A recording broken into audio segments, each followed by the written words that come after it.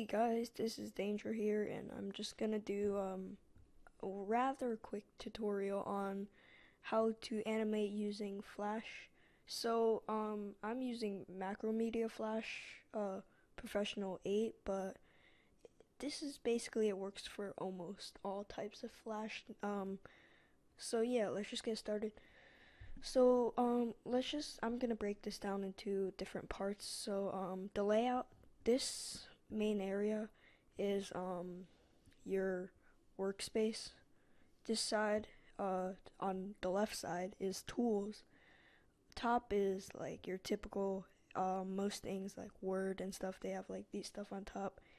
I don't know what you would call those. And then this side is like, depending on what tool and stuff you have. Correct me if I'm wrong in the comment section, but like mostly for colors or your library if you want to create symbols or stuff like that. Yeah, sorry. Let me just check something. Alright, so to start off, if you want to simply animate something, um, you can go to your tools, select brush or pencil, and you can just draw something. So how animation works is it uses frames, and each frame is uh, essentially a picture, and once you have many frames, you can combine it, sort of like a GIF, to create like an animation, but just a lot more frames, if you understand what I'm talking about. So, I usually prefer brush tool because it's a lot more compatible. You could choose the size of the brush, the how the brush looks. Like if you want this kind of brush, and then a huge brush, then like a slanted brush, you could do this. So there are a few key shortcuts that you should know. Sorry, when animating in Flash, at least. One of them being F7, which is essentially to create a new frame. So that's like useful if you're just drawing a frame like this, and then next frame, draw next frame. So yeah, that's useful, and then it's useful to have either your hand on um, your keyboard to be able to control Z at any time to undo, because erasing is like it's a lot more complicated. Well, not complicated, but let's say you draw something like this, like you're drawing something like this, and then you mess up like the eye right there, and like you don't want to have to like erase that like that, so you could just undo, and then just quickly like draw that, undo, fix it, draw that, fix it, until you get something like right on point. So that's one thing. So this is your timeline where my cursor is. I'm not sure if you can see that. Right here on here where the drop down menus, you could click on it for different sizes, depending on your workspace, like how in depth you need it. Sorry about that. If you anyway. So going on to the tools, you have selection tool. You can select that area. Sub-selection tool. I'm not entirely sure of what this does. I believe what it does is like takes your whole object, and so you can do stuff like that. I'm not entirely sure of what it is. I know sub-selection, normal selection tool, which is this, and then side note, um, you can hover your mouse over the tools to see what command, like essentially what keyboard click, or I don't know what I'm saying, what letter to press on your keyboard to get this. So what I mean is you hover over this, says selection, and in parentheses it says V. You probably can't see them on your screen, but if you hover over it, it gives you a letter in parentheses. And you could just click that letter to like get that tool. So you can like customize your, since I'm using a Wacom tablet, and on the pen there are like buttons. You can like program the buttons to do specific things. So one of my buttons on my Wacom tablet pen is for new slide, one is for undo, and then on the tablet itself I have brush tool and select as the hotkeys, you can say. So yeah, so you could just easily undo easily. Anyway, back to the tools. So this is free transform. Again, I'm not entirely sure of what all these do. I think free transform, I know what it is. You could select a thing that you just drew. You can basically transform it however you want, as you can see right now. I'm pretty sure you can rotate it. Yeah, you can rotate it. You could slant it like this. I don't know how you rotate it. I just saw it. But you slant it around and, hold up. Yeah, I'm not really sure how to rotate it, but, or yeah, just click that. Gradient tool is if you have like an area that's like, you filled it in with color, I think you could make a nice gradient, like something like this right here where my cursor is. I don't know if you can see that. Line tool is simply put, just create lines. You could do that. Lasso tool, again, I think lasso tool, yeah, it's basically like a selection area. You can, okay, so that's not entirely good. So I'm just going to create a square right there. I can use the lasso tool to crop out an area like that. And I could just delete that area. So it's basically like an eraser essentially. Or if you're trying to get like nice shades, like change the color of that area, something like that. Pen tool. Pen tool, it's not what it seems. It's not an actual pen. I don't know how it works, but yeah, you can look up stuff like that. I think you could like draw with it. Text tool, it's what it is. You can type on here on your animation. What's it called? Pencil, sorry. Pencil tool is pencil. Whoops. And then brush tool, brush, like you can see. Let me just go to a new frame. So like I said, brush tool is what most animators, what I believe, use. And if you're getting into animation, before like buying Flash, I highly recommend you get a tablet because it's nearly impossible to animate on what's it called? Mouse. Sorry, blanking out here.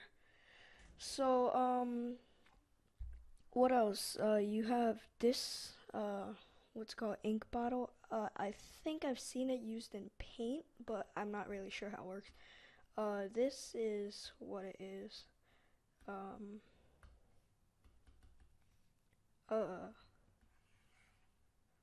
What's it called? Bucket tool. You can like fill in areas like that easily. So if you're drawing a big area and you need to fill it in. But keep in mind with brush tool, it's really weird. Let me just erase this quickly.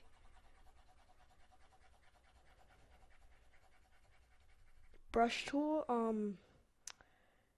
no, bucket tool, sorry. You can't like straight up not dye, but like paint this whole area. You have to paint like an actual enclosed area. So if I were to do this, and it can't be on the gray area. If I close it completely like this, I can fill in here, but you notice it has to be an enclosed area. See, this white area connects with the gray. I can't splash this area because it's not bordered by anything. Like, so this is where a lasso tool might come in handy. Let me just get rid of this area. So see right here, there's basically like a border, this circle, so I can dye the inside here white, like the white area black. But since there's nothing to border this white area over here, I can't dye like this white area. Even though it seems like this whole thing is like a wall, it's essentially not. And then eyedropper tool, it's like in every paint thing. You can like select a color or something, and then yeah, you have that color. Eraser tool, so you can erase like this. Again, I recommend if you're animating like a stick figure movement or something like that, you should probably use Control Z to undo something instead of having to erase like what I'm doing right now. But if you want to erase, just keep in mind. So look, you just press down, and it looks like you're like drawing white over here, but like once you let go, it's gone. Like it just erases off. Like think of like when you're younger, you're drawing on a paper and then you like draw off, but like instead of it staying on the table, it just like disappears because it's not actually there. And so yeah, that's basically the tools. These are just view tools.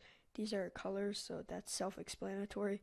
And then the options down here vary on what tool you have selected, so I'm not going to go in depth on that.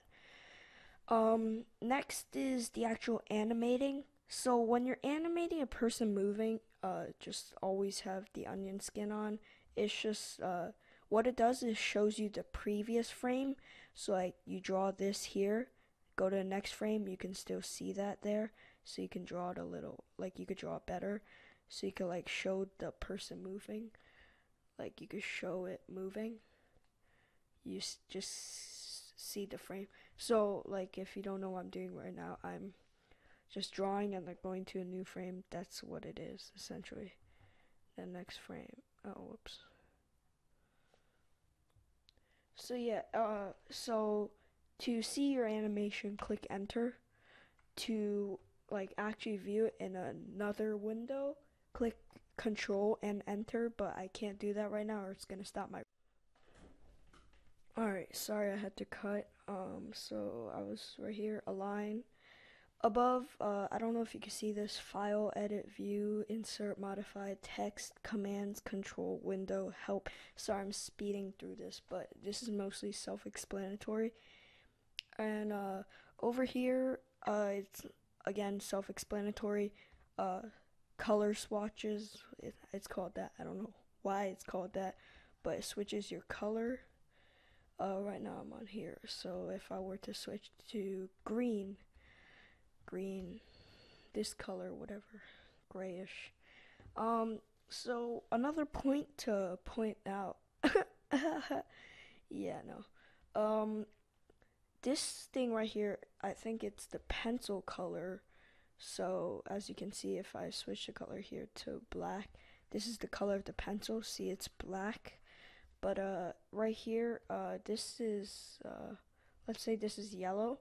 My pencil color stays black, but if I were to brush, then my brush color is yellow.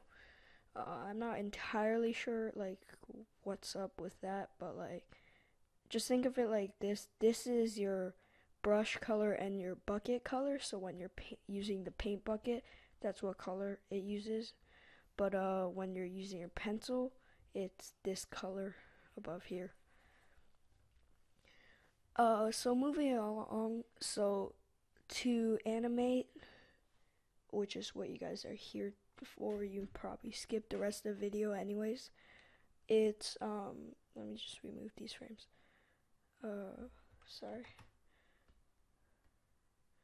It's basically just drawing and then going to a new frame, drawing again, and then new frame, drawing again, new frame. But like you see like most animations they have a background. So if you want a background that doesn't really change, you can insert a layer right here and you can name this. So I would name this like background, like that. So that's your background. So right now, just be sure you're not drawing like your person that's like your animation that's moving on your background. I don't know why I keep drawing eights, but so make sure you're like, let's say I were to draw a background and I draw like a tree. That's not a tree. I draw like a tree right here. Sorry if you can hear me breathing. That must be weird. So a tree right here, and then so that's the background. Now if I want to animate, like, let's just call this guy dude. If I want to animate this guy moving, I would have to first insert a frame. Like, there was an error there. So if I draw in here a guy, and then I go to the next frame, it adds a frame to the background, but this is not like no change. It's like showing there's no change that's happened. You can't really see that, but there's like the onion skin on. Onion skin, like I said, it just shows the previous frame, so you can like be more accurate in your drawing. I highly recommend you have this button right here on, and then you can draw. I'm just gonna like draw some more.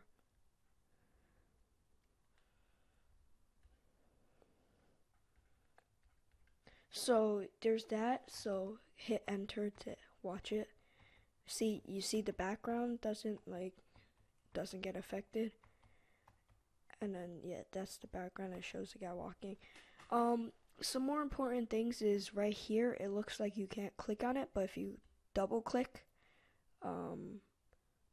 right here it brings up document properties. I don't know if you can see it once again. You probably can't, but you can adjust the frame rate, which is really important. So being able to adjust the frame rate is pretty cool. Oh, sorry, that was my phone. So yeah, that's basically it. If you have questions, put in the comment section. I'll try to answer them. I do read most of comments, but I just don't have the time to answer. So yeah, that's basically it, and thanks for watching, guys. I'll see you in the next video. Rate, comment, subscribe, and yeah, see ya.